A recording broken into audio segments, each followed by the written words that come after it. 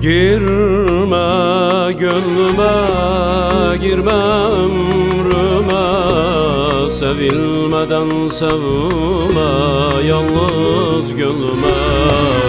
Otur yerinde sen zahmet etme, yar geldim sana bir selam vermeye. Her sevgi bir duygunun mecnunuyum ben yine. Kıyma bana güzelim, düşmüşüm eline. Bülbül ağır oldu benim halime. Ben seni unutmak için sevmedim. Bülbül ağır oldu benim halime. Ben seni unutmak için sevmedim.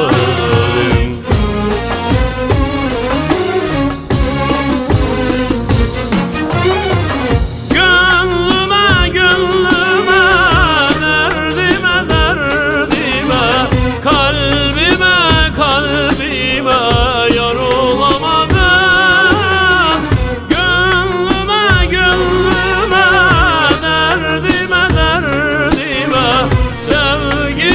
Sevgime yar olamadım.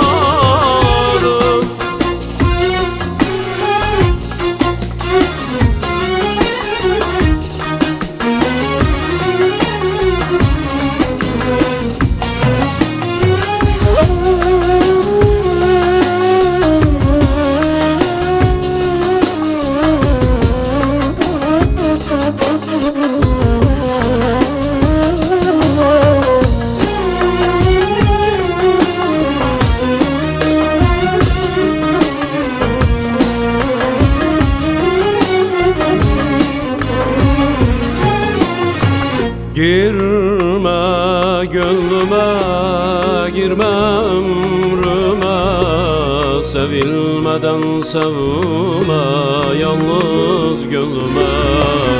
Otur yerinde sen zahmet etme, yar geldim sana bir selam vermeye. Her sevgi bir duygunun mecnunuyum ben yine. Kıyma bana güzelim, düşmüşüm eline. Bülbül ağlar oldu benim halime. Ben seni unutmak için sevmedim. Bülbül ağlar oldu benim halime. Ben seni unutmak için sevmedim.